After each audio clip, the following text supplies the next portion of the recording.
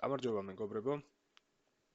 დღეს ვისაუბრებთ ერთ-ერთ ყველაზე მნიშვნელოვან ფუნდამენტურ ნაწილზე მარკეტის, რაც არის მარკეტის სტრუქტურა. გამოყოფთ მარკეტში ორ სტრუქტურას, ერთი არის შიდა და ერთი არის გარე, მთავარი სტრუქტურა, რომლებზეც ვისაუბრებთ ახლა და რა არის მათში სხვაობა და როგორ შეგვიძლია გამოვიყენოთ ეს ყველაფერი ჩვენს სასიკეთოდ. როგორც ვისაუბრეთ წინა გაკვეთილში, არის ორი სულ ორნაირად მოძრაობს მარკეტი, ან ტრენდშია, ან კონსოლიდაციაში. ამ შემთხვევაში განვიხილავთ ტრენდს, ონთ თავისი დამახასიათებლებით, როგორ მოძრაობს, როდესაც ტრენდში არის მარკეტი და არა კონსოლიდაციაში. ეს მოდელი კონსოლიდაციაში არის არ გამოგვადგება. პირველი რომ გავიხსენოთ, როგორ მოძრაობს ტრენდი მოძრაობს აი ასე, მაღალ მაღლებს და მაღალ დაბლებს აკეთებს, higher highs და higher lows და კონსოლიდაცია მოძრაობს ასე. არ აქვს მიმართულება მარკეტს, ერთ დიაპაზონში მოძრაობს. ახლა განვიხილავთ აი ამ ნაწილს, რეალურად ტრენდის და შიგნით რა ხდება ამ დროს მარკეტში. ეს არის დაახლოებით ამის მოდელი. და გიხსნით როგორ მუშაობს ეს ყველაფერი. ძირითადად, როდესაც ტრენდი მოძრაობს, ერთი მიმართულებით ეს სწორხაზოვნად არ მოძრაობს, აქვს შიდა ტრენდები, რაზეც ვსაუბრობდით, შიდა სტრუქტურები, როგორც არის ეს, ამ შემთხვევაში, დაიწყო ტრენდი, აი აქედან, ამოვიდა ზემოთ, pullback-ი გააკეთა, აქ ეს რეალურად არის როგორც აქ, უბრალოდ მაგალითი რომ ამ მაგალითზე ვისაუბრებთ, აქეთ მხარეს პროძეითად, უბრალოდ ეს მაგალითის რომ ტრენდი დაიწყო, pullback-ი ჰქონდა და განვითარდა შემდეგ higher high იქნა. რეალურად, როდესაც ტრენდი pullback-იდან ამოდის, შიგნით, სტრუქტურის შიგნით, დასაწყისი თავი და ბოლო გვაქვს აი აქ. სანამ ამ თავთან ამოვა და გაარღვევს. პირდაპირ ერთი ხაზით ხომ არ ამოდის, შიგნითაც აქვს სტრუქტურა და ასე მოყვება და შემდეგ აქვს გარღვევა და მიდის ზემოთ. შიდა სტრუქტურები ძირითად შემთხვევაში არის ლიკვიდობა, იმისთვის რომ შემდეგ მარკეტმა ეს ლიკვიდობა აიღოს და განაგრძოს მოძრაობა ზემოთ. ლიკვიდობასაც ვისაუბრებთ უფრო დეტალურად, მარტივად რომ გითხრათ, ეს არის ადგილი, სადაც ბევრ ტრეიდერს აქვს პოზიცია გახსნილი და ბევრ ტრეიდერს გააჩერებს წესით მარკეტი აქ და ეს smart money, რასაც რეალურად რა კონცეფციასაც გასწავლით და ჭკვიანი ფული როგორ მუშაობს, ამაზეა ეს ყველაფერი აგებული. მოდის იმ ტერიტორიაზე ეს ჭკვიანი ფული, სადაც იცის რომ ბევრი ტრეიდერი არის აქ და ბევრი ტრეიდერი გაყიდის აქ პოზიციებს, ან სურვილით, ან სურვილის საწინააღმდეგოდ, ან გააჩერებენ ბევრ ტრეიდერს და ამის საფუძველზე შეძლებენ რომ აიღონ ლიკვიდობა, ანუ შეავსონ თავისი პოზიციები. რომ მე თუ მინდა მაგალითად 1 მილიონი პოზიციის ყიდვა, სადღაც ხომ უნდა შევავსო ეს 1 მილიონის პოზიცია, ესე მარტივად არ არის რომ ნებისმიერ ადგილში იყიდო, თუ აქ ვიყიდი მაგალითად 1 მილიონის პოზიციას და რეალურად არ იქნება საკმარისი გამყიდველი ამ პოზიციაზე. ფასი უბრალოდ გაფრინდება და იმ ფასში ვერ ვიყიდი, რა ფასშიც მინდა რომ ვიყიდო.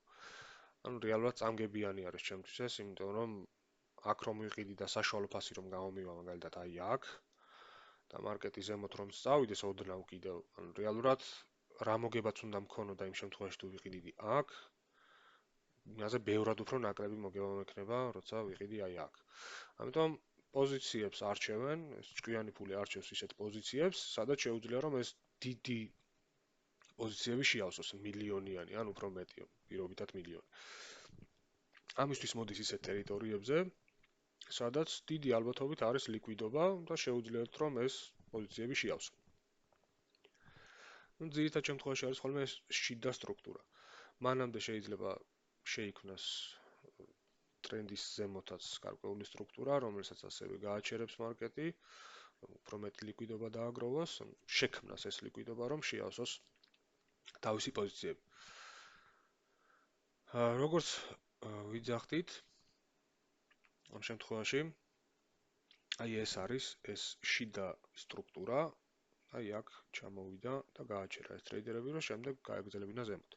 თუმცა მანამდე სანამ აქ ჩამოვა, კიდევ გადის გარკვეულ ეტაპებს, ძირითად შემთხვევაში, არა ყოველთვის, მარკეტს აქვს ხოლმე pullback-ის, ან უკან დაბრუნების, საწყის ტერიტორიაზე რომ ტრენდი გააგრძელოს, ამ ეტაპზე ჩამოსვლის ორი, ასე ვთქვათ, ტრენდის ფეხი, ასე ვთქვათ. ორი ვარდნა აქვს ხოლმე. და რა არის ეს გამოწვევა? ძირითადად ამ როდესაც მოდის ქვემოთ, აქ პატარა სტრუქტურას იკეთებს ხოლმე. მთავარ სტრუქტურაზე არ არის ლაპარაკი, სადაც დიდი კონსოლიდაცია მოხდა. მთავარი სტრუქტურა შეგვიძლია განსაზღვროთ ასე. აქ ამოვიდა და აქ კონსოლიდაცია არის. ეს არის უკვე სტრუქტურა.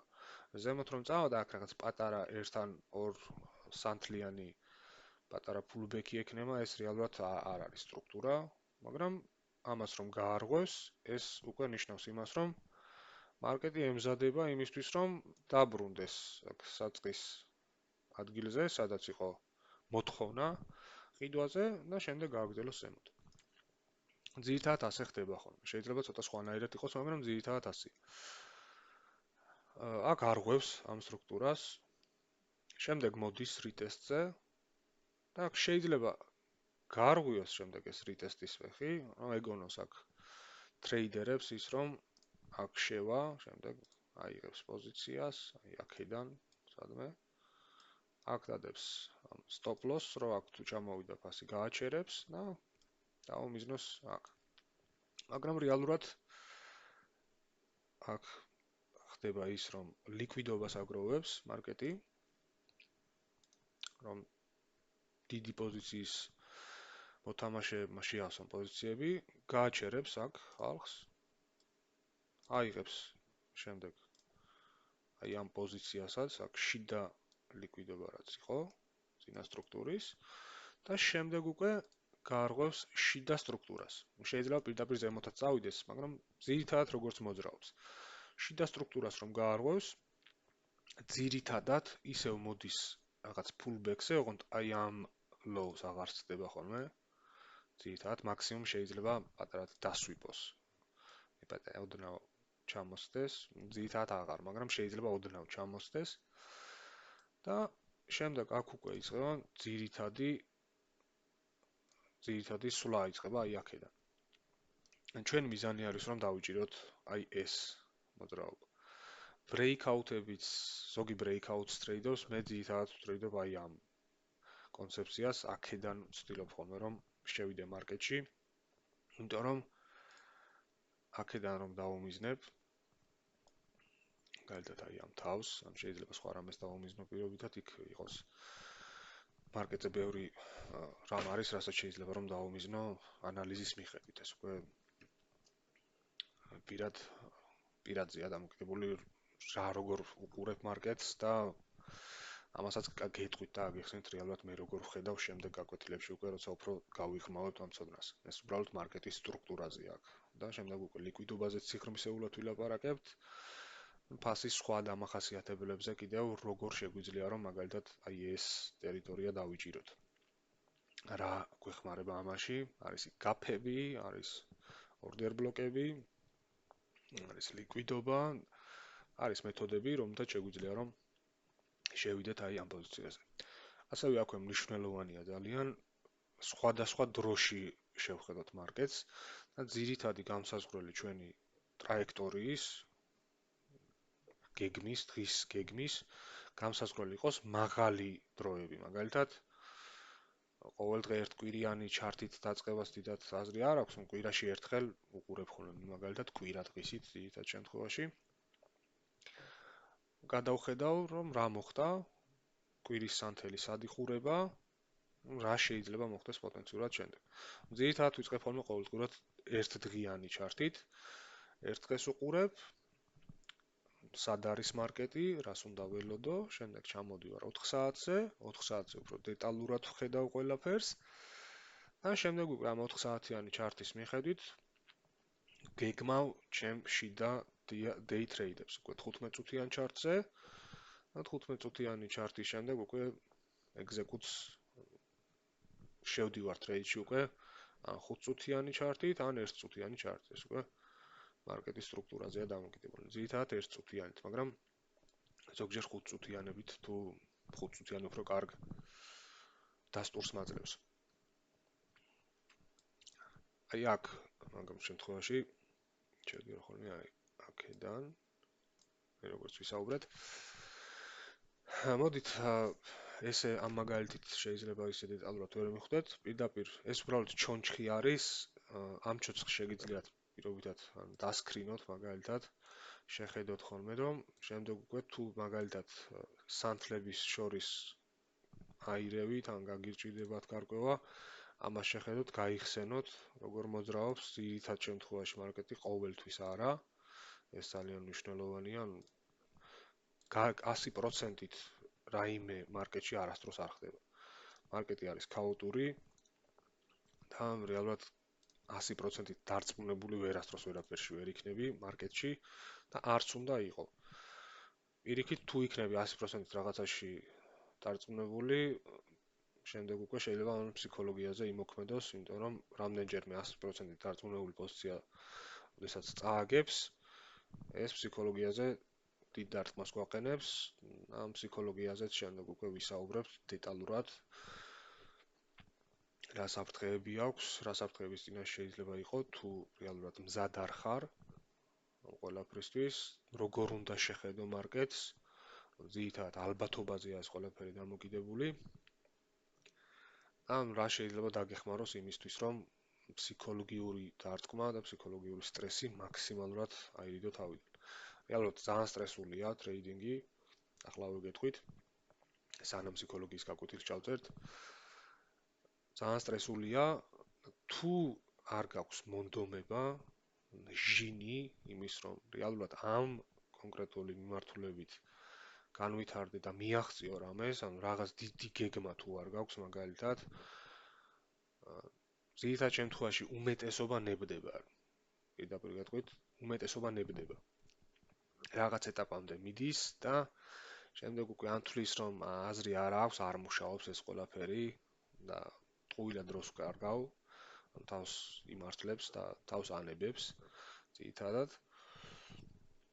ან რაღაცა ეტაპზე არასწორი გადაწყვეტილებების მიღების გამო, ან თანხა აღარ აქვს პირობითად რომ გააგრძელოს, ან ბევრი მიზეზი შეიძლება იყოს, ძირითადად ფსიქოლოგიაზეა ხოლმე ეს ყველაფერი, ფსიქოლოგიის გამო.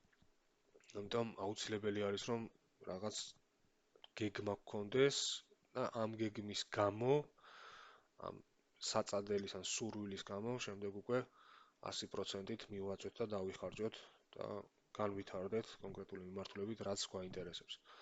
შეიძლება 1 წელი, შეიძლება 2 წელი, შეიძლება ზოგ 3 წელი ან 5 წელი დასჭირდეს იმისთვის, რომ მარკეტიდან ფულის ამოღება შეძლოს. ისე განვითარდეს, რომ პოტენციურად ყოველკვირეულად ან ყოველთვიურად სულ მოგებაში გადიოდეს. შეიძლება ზოგიერთ თვეებს ჩაუვარდეს პირობითად, მაგრამ პოტენციურად სულ მოგებაში გადიოდეს ძირითადად. და მოგებაში გასვლას თუ იწყებ და თუ ასე იცი უკვე მარკეტი, რეალურად შეზღუდული აღარ ხარ ფაქტიურად, ნებისმიერი მოცულობის თანხაზე შეგიძლია შემდეგ უკვე იგივე გააკეთო.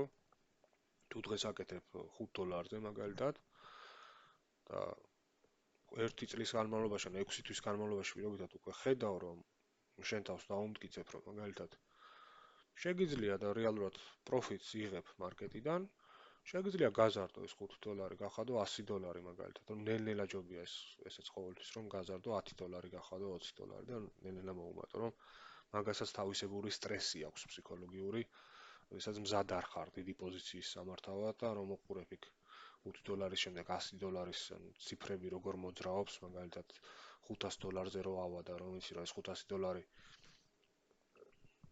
შეიძლება ერთი თვე გეყოს მაგალითად, ან რაღაც ქირის გადასახადში ყოფნის და იქ კიდე რაღაც აბონემენტს გადაიხდი ან კომუნალურს გადაიხდი. ბევრი ფსიქოლოგიური სტრესი შეიძლება მოგაწვეს, ამიტომ ჯობია რომ ესეც ნელ-ნელა გაზარდო. ანუ რის თქმა უნდა რომ შეიძლება შემდეგ $100-ზე ახვიდე, $5,000-ზე, ანუ ერთი პოზიცია შეიძლება გახსნა $10,000 პირობითად და როცა იცი რომ ყოველთურად მოგებაში გადიხარ 10,000-ით რომ ხსნი ერთ პოზიციას და თვის განმავლობაში 5%-ით რომ წაიწიო წინ, საკმაოდ დიდი ფულია. ან 10%-ით, ეს უკვე თვითონ სტრატეგიის და ინდივიდუალურია, ეს უკვე ვინ რამდენს და როგორ შეძლებს. ძალიან დიდ თარგეტებს არ უნდა დაუმიზნოთ, რომ თვეში 100%-ს მოუგებ, იმიტომ რომ ცოტა არარეალურია და ძალიან რთულია ამის მიღწევა. რეალურ ჩატზე გადავიდეთ, ეს ამ გაკვეთილებს შემდეგისთვის გადავდებთ, რომ ძალიანაც არ გაგვეწელოს. გაკვეთილი. როგორ ვიწყებ მარკეტის ხედვას? ვიწყებთ ერთი კვირიდან, weekly chart-ზე შევდივართ. ერთკვირიანი chart-ზე, ერთ კვირაზეა. და უყურებ აქ რა ხდება. ან რას უნდა ველოდო.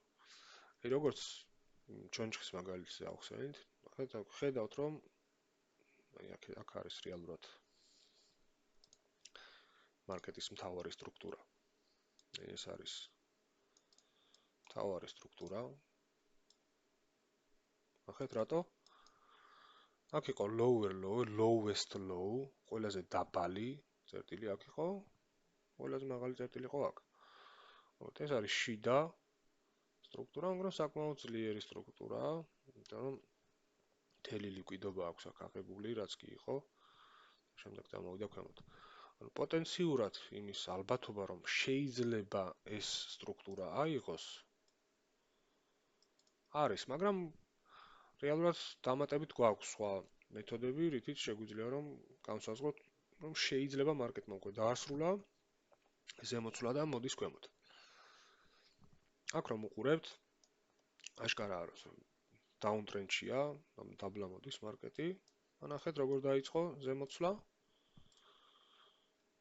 როგორ მოძრაობს. აჰა. ან შიდა სტრუქტურა. შიდა სტრუქტურით მოდის. ეს არის შიდა სტრუქტურა.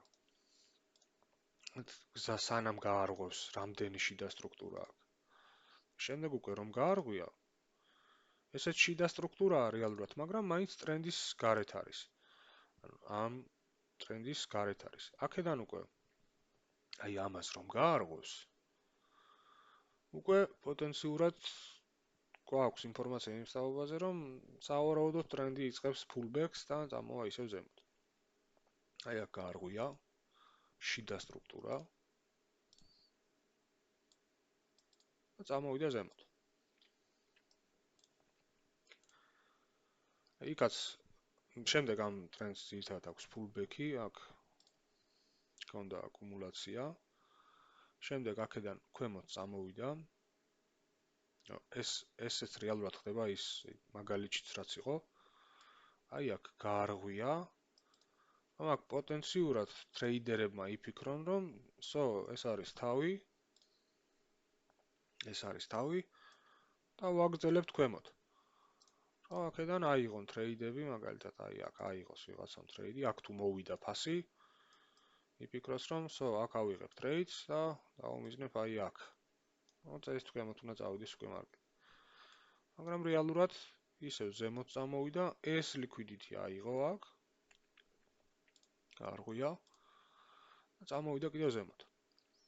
ახლა უკვე დეტალებს აქვს დიდი მნიშვნელობა შემდეგ უკვე.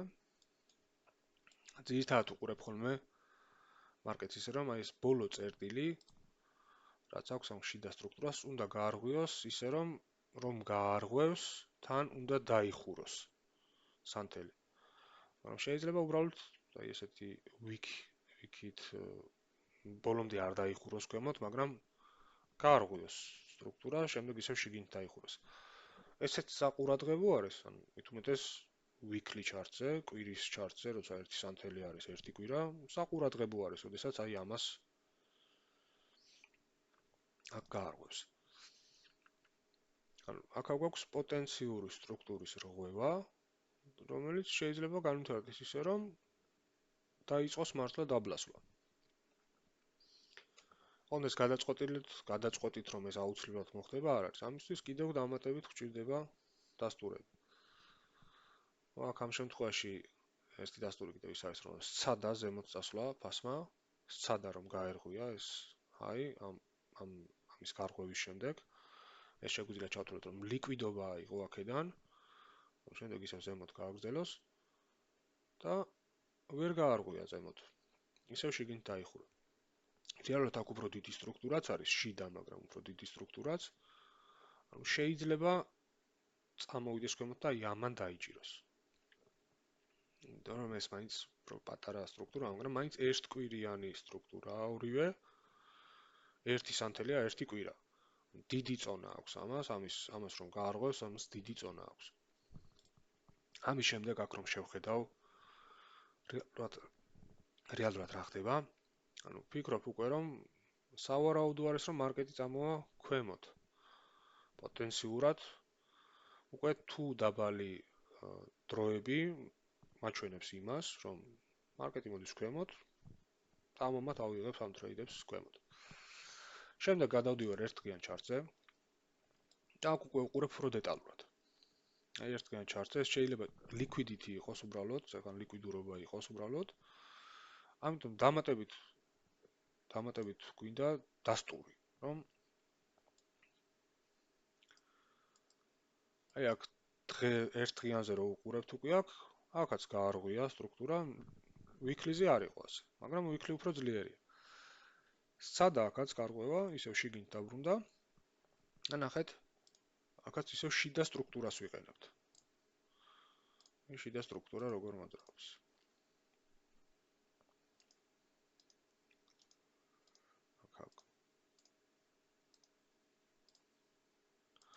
აი აქ ნახეთ, გაარღვია.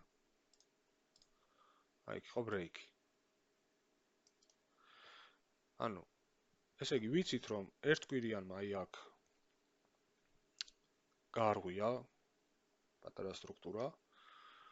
ვიცით რომ ზემოთ წასვლა სცადა ფასმა და ვერ წავიდა ზემოთ და შიდა სტრუქტურაც გაარღვია ერთდღიანზე. ერთდღიანსაც საკმაოდ დიდი წონა აქვს. კვირასთან შედარებით არა, მაგრამ ერთი სანთელი არის ერთი დღე. საკმაოდ დიდი წონა აქვს. ერთი დღის განმავლობაში ევრო USD-ს აქვს მილიარდობით. ერთ დღეში ტრიალდება მილიარდობით ფული, შეიძლება ტრილიონიც, არ ვიცი. მაგრამ ძალიან დიდი ფული ტრიალებს. ერთი დღის განმავლობაში მილიარდებზე ყველა შემთხვევაში არის საუბარი. ამიტომ გაარღვია აქ, რაც ნიშნავს, რომ უკვე გამყიდველები აკონტროლებენ მარკეტს, ქონდა აქ ფულბექი და აი ეხლა ეს ამ მარკეტს აკონტროლებს აი ეს ჰაი. აქ უკვე ამოვიდა ამ ჰაიში, უკვე სადა აქ და დაარეჯექტა ფასმა. ანუ უკან გამოუშვა. შემდეგ ჩავდივართ უკვე 4 საათიანში. 4 საათიანი უკვე გვაძლევს დეტალურ სურათს თუ რა შეიძლება გავაკეთოთ დღის განმავლობაში. 4 საათიანზე იქ ერთდღიანზე არანაირი შიდა სტრუქტურა არ იყო. 4 საათიანზე უკვე გვაქვს სტრუქტურა. ნახეთ, ქვემოთ წამოვიდა. სადა ქვემოთ წასვლა და გაარღვია. აი ეს შიდა სტრუქტურა.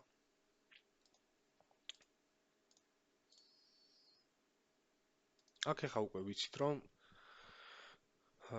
ერთდღიანზე და ერთკვირიანზე პოტენციურად ველოდებით ვარდნას. ამიტომ 4 საათიანიცაც გვაქვს ეს მიმართულება. ვფიქრობთ რომ წესით ქვემოთ უნდა წამოვიდეს. ნახეთ აქ ეს შიდა სტრუქტურა აქ გაარღვია. მაგრამ ამასაც აქვს შიდა სტრუქტურები შემდეგ ქვემოთ ფეხს, ანუ ლიკვიდობა არის აქ, ანუ პოტენციურად შეიძლება აი აქ რომ ჩამოვა ფასი, მთელ ლიკვიდობას რომ აიღებს. აი აქ რა ლიკვიდობაც კი არის, ყველაფერს რომ აიღებს, შეიძლება შებრუნდეს აი აქ აიღოს ეს ლიკვიდობა, ამას უკვე განსაზღვროთ კიდევ უფრო დაბალი დროით, თუ რა იქნება. ამოვიდეს აი აქ და შემდეგ გააგრძელოს ისევ ქვემოთ. ეხლა უბრალოდ განვიხილავთ და უყურებთ, როგორ შეიძლება რომ მარკეტი გააანალიზო ყოველდღიურად. შიდა სტრუქტურა უკვე გარღვეული აქვს. ველოდებით აქედან გამომდინარე, რომ ფასი უნდა წამოვიდეს წესით ქვემოთ. შემდეგ უკვე აქ რასაც ვეღარ ვხედავთ, უკვე რა ინფორმაციასაც ეს 4 საათიანი აღარ გვაძლევს, აქ უკვე ინფორმაციას გვაძლევს ჩემი ძირითადი დრო, რასაც ძირითადად ვიყენებ და დღის შიგნით ყოველთვის მივყვებით 15 წუთს, 15 წუთიან ჩარტს, ანუ 1 სანთელი არის 15 წუთი. და 4 საათიანი ყოველთვის მახსოვს, ერთდღიანიც მახსოვს, ერთკვირიანიც მახსოვს რა ხდება, მაგრამ მივყვებით 15 წუთიანს.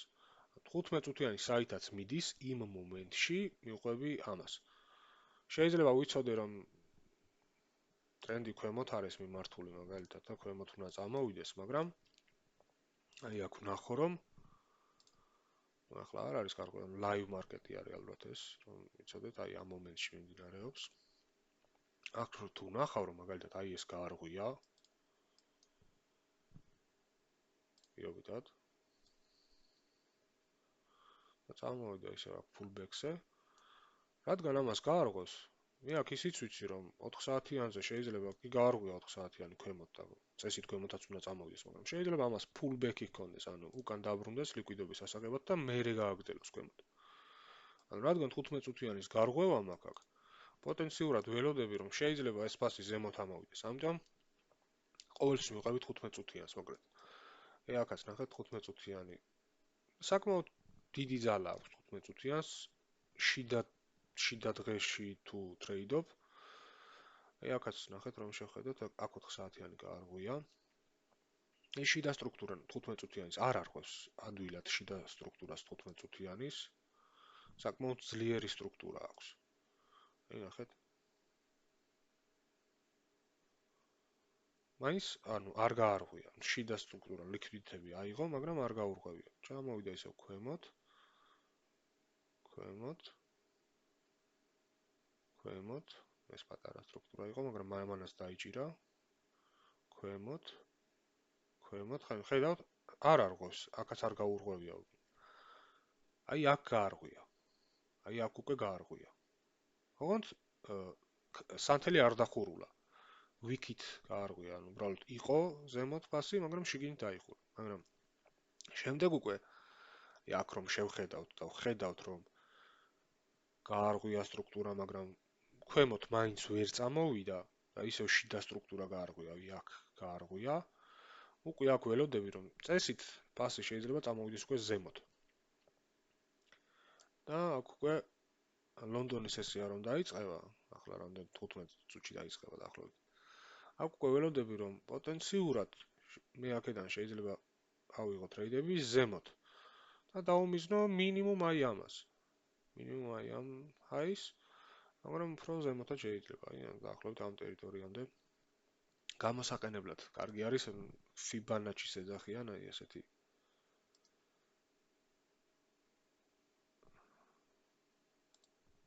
ჩვეულებრივი ხაზებია, ანუ არაფერი განსაკუთრებული, ზოგიერთ თვლის რომ იქ ოქროს ციფრებია, მაგრამ მე ასე არ ვიყენებ და ყველას თავისი სტილი აქვს. ამას ვიყენებ ასე, რომ თლიან ეს არის 4 საათიანის თლიანობაში 4 საათიანის ფეხი, ასე ვთქვათ. ამას უყურებ ასე 0.5-ის ზემოთ, ანუ ორად რომ გავყოთ, ძვირი და იაფი მაგალითად, ანუ პირიქით იაფი და ძვირი. 0.5-ის ზემოთ პოტენციურად შეიძლება ამოვიდეს ფასი და უკვე 0.5-ის ზემოდან უყურებთ იმას, რომ ფასი წამოვიდეს დაბლა. რატომ? იმიტომ რომ ორად, აი მარტივად რომ შევხედოთ, ორად რომ გავყოთ, თუ მე მინდა რომ მაგალითად მარკეტი გავყიდო და მაქვს მომდინო ქვემოთ წავა და უმიზნებს საკმაოდ ქვემოთ, აი აქ რომ გავყიდი მაგალითად აი ამ ტერიტორიიდან, ნაკლები შანსია უფრო, ნაკლები მოგებაც არის, ვიდრე აი მაგალითად აქედან რომ გავყიდი. და პოტენციურად იმის რისკიც არის, რომ ერთ ხაზოვნად არ მოძრაობს მარკეტი და არის პოტენციურად იმის რისკი, რომ ზემოთ წამოვა ჯერ და შემდეგ ისევ გააგრძელებს ქვემოთ.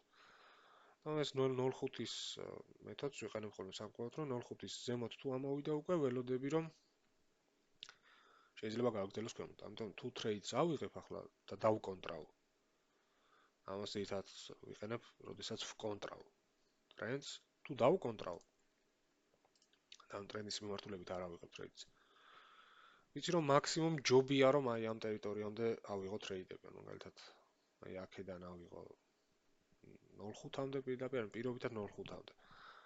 ამის ზემოთ უკვე მაღალი რისკია იმის რომ ნებისმიერი ტერიტორიიდან სავარაუდოდ აქამდე მაინც ამოვა, მაგრამ ნებისმიერი ტერიტორიიდან შემოbrunდეს მარკეტი გააგრძელოს ქვემოთ. ამიტომ ჯობია რომ ესეც კონდეს მარტივია უბრალოდ და მარტივად შეგვიძლია გამსაზღვროთ. ძირითადად ჯობია რომ ტრენდი არ დავკონტროლოთ. თუ უკვე საკმაო გამოცდილება არ გვაქვს ამის და ზუსტად არ ვიცით რას ვაკეთებთ, ჯობია ყოველთვის ტრენდის მიმართულებით აიღოთ ტრეიდი. მაგრამ მარტივია.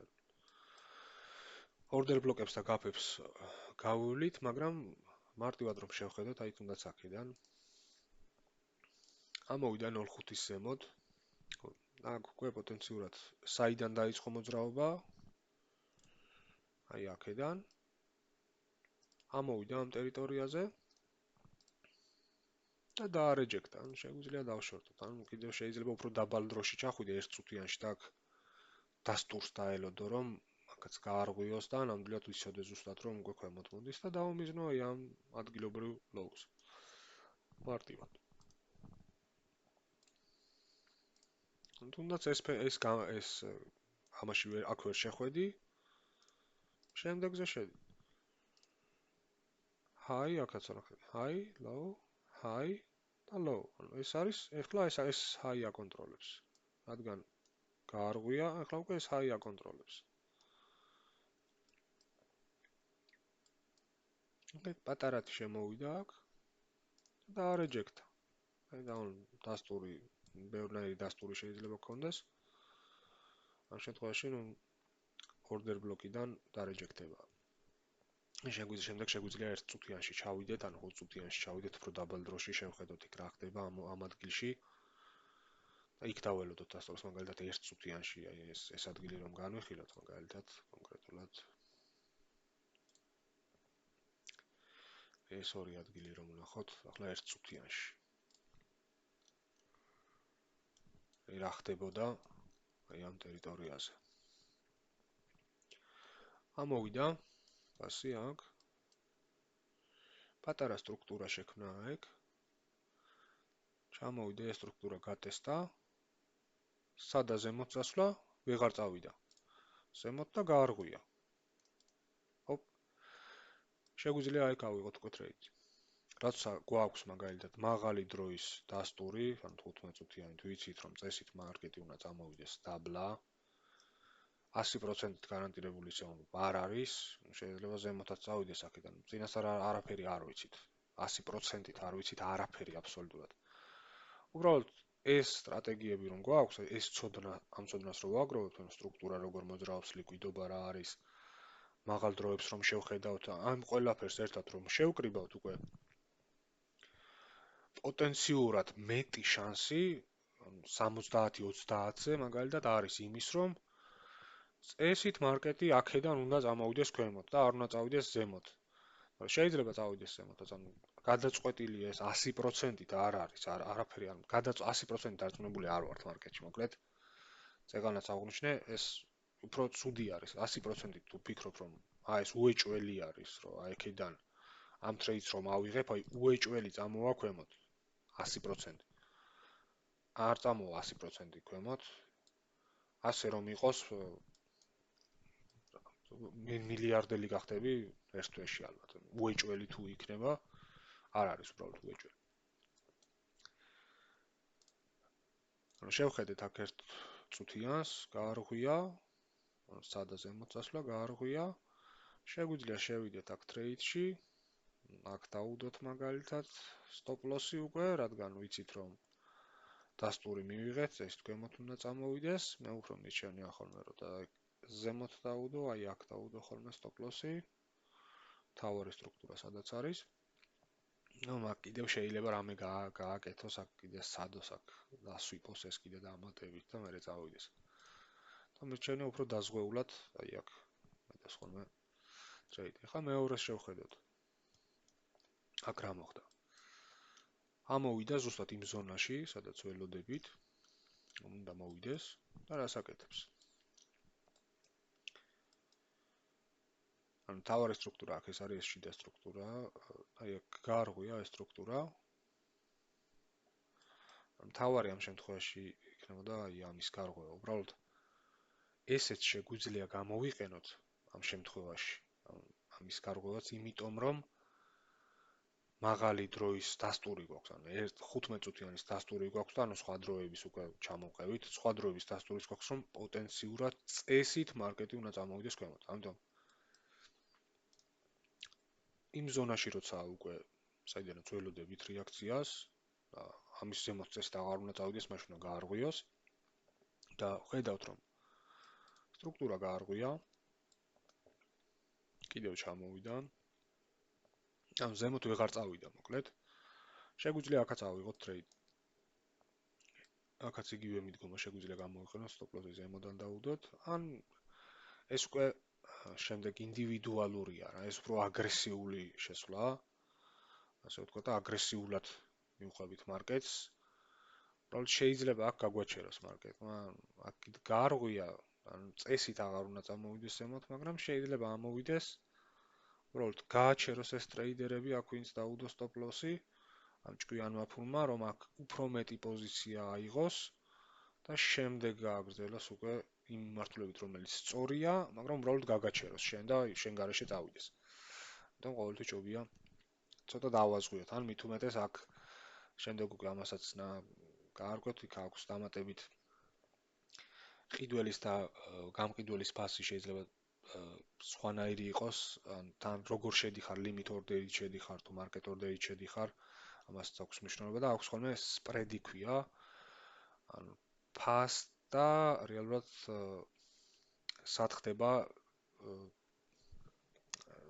შეძენა ან გაყიდვა მარკეტის ამას რეალურად სხვაობა აქვს ხოლმე მით უმეტეს.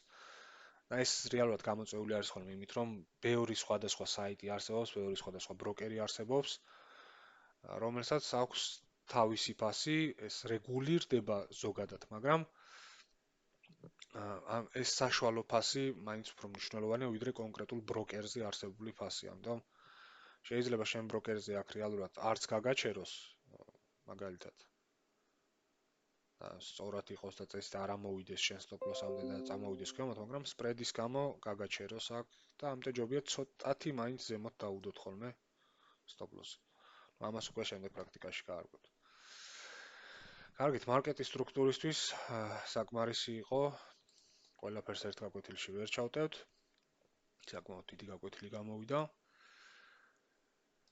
და შემდეგ უკვე ვისაუბრებთ სხვა კონცეფციებზე, რა შეიძლება რომ დამატებით უკვე დაგვეხმაროს, ვისაუბრებთ ფსიქოლოგიაზეც, შემდეგ უკვე სტრატეგიებზეც, ანუ აქაც რეალურად სტრატეგია გითხარით, რაც არის, მაგალითად რომ როგორ შეგვიძლია დაბალი დროები გამოვიყენოთ, ან თუნდაც ერთ და იგივე დროშიც რომ ვიღებდეთ ტრეიდს, შეგვიძლია დაველოდოთ შიდა სტრუქტურის რღვევას და შიდა სტრუქტურის რღვევის შემდეგ ავიღოთ უკვე ტრეიდი, აი მაგალითად ამ შემთხვევაში, აი ამ სტრუქტურას, შიდა სტრუქტურას რომ გაარღვევდა ქვემოთ მიმართულებით 15 წუთიანი, უკვე ამის შემდეგ შეგვეძლო გვეფიქრა, რომ აგვეღო შორტები. მაგალითად, როდესაც გაარღვევდა, აი აქ აგვეღო მაგალითად შორტი, უბრალოდ შედარებით ნაკლები იქნება risk reward-ი. გაარღვია ქვემოთ, ავიღოთ ეს ტრეიდი, მიზნოთ ქვემოთ.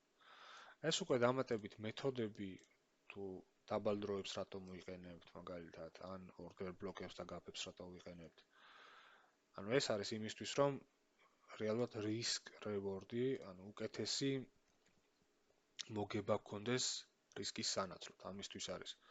ანუ რეალურად შეიძლება უბრალოდ აიღო, რომ იცი რომ აქ წესით, აქედან წესით ქვემოთ უნდა წამოვიდეს, აიღო აქ ბრმად პირდაპირ ესე ტრეიდი, ან ცოტა ზემოთ დაუდო და დავუმიზნო ქვემოთ.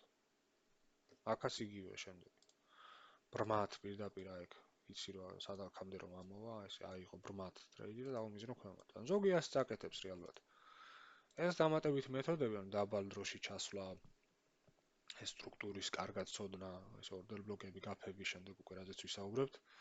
გეხმარება იმაში, რომ ტრეიდი აიღო მეტი დასტურით, მეტი ინფორმაცია გაქვს, უფრო ფიქრობ, რომ შენს მიმართულებით უნდა წავიდეს ტრეიდი და მეტი დასტური გაქვს რეალურად.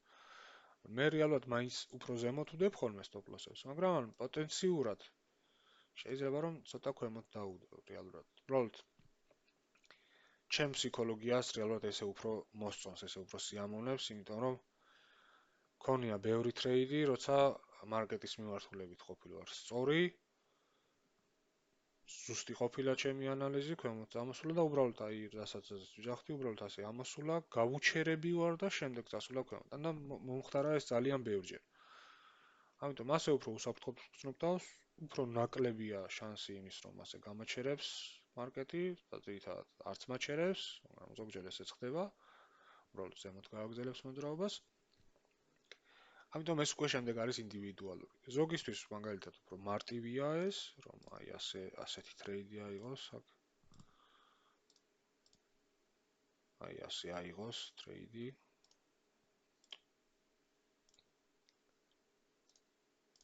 პატარა stop loss-ით მოკლედ. იცი როგორც ავიღეთ, აი ასეთი stop loss-ით შევიდეს აი აქ. მიზეზით. გარისხოს ეს არის აგრესიული შესვლა, მაგრამ სამოგიეროთ, რომ შეიძლება ბევრჯერ გაგაჩეროს მარკეტმა. მაგრამ როცა მართალი იქნები, ერთ ტრეიდში დაიჭირო 24 არი, ანუ 24 ჯერ მეტი ვიდრე რისკავ. ანუ $100 თუ რისკავ 2400 დაიჭირო აი ამ მოძრაობაზე, როცა მე მაგალითად აი აქ ვუდებ stop loss და ვიჭერ 3.6 პირობითად. არა, ეს უკვე ფსიქოლოგიაზეა. მე მირჩენია რომ აქ 3.6 დავიჭირო პირობითად და შემდეგ ტრეიდზე 3.6 დავიჭირო, ვიდრე აი აქ 30 ჯერ გამაჩერა, 30 ჯერ, ანუ 10 ჯერ გამაჩეროს და შემდეგ ერთხელ მართალი ვიყო. მირჩენია რომ 24 აი ამ დიდ მოგებებს მირჩენია პატარა მოგება შედარებით, უბრალოდ უფრო მეტჯერ ვიყო მართალი და ნაკლებჯერ იყო არასწორი, რომ ფსიქოლოგიაზე მოქმედებს, ანუ რეალურად ფსიქოლოგიაზე ვილაპარაკოთ, მაგრამ ზედაპირულად რომ გითხრათ, წაგება, ანუ ორჯერ მეტად გვირტყავს ფსიქოლოგიაზე, ვიდრე მოგების სიამოვნება. თუ მაგალითად 100 ლარს იგებ, ნახევარჯერ მინიმუმ ნაკლებად სასიამოვნოა, ვიდრე 100 ლარს რომ აგებ. ანუ 100 ლარის წაგების ტკივილი, უბრალოდ მაგალითს ვიძახი ხა 100 ლარს შეიძლება სხვათან ხარ. წაგების ტკივილი ბევრად უფრო ძლიერია, ვიდრე მოგების სიამოვნება. ამიტომ მე წაგებას, ბევრჯერ წაგებას, რაღაც მოგების სიამოვნების სანაცვლოდ მირჩენია, რომ ნაკლებჯერ წავაგო და ნაკლები მოგება იყოს პირობითად. ამ შემთხვევაში 3.6 24-ის ნაცვლად. მაგრამ ამაზე ვილაპარაკებ შემდეგ სხვა გაკვეთილში. დღეისათვის სულ ეს იყო. არ დაგავიწყდეს გვერდის და ლაიქება, გამოწერა, რომ შემდეგ გაკვეთილებს რომ დავდებ, პირდაპირ ნახო. აბა კარგად.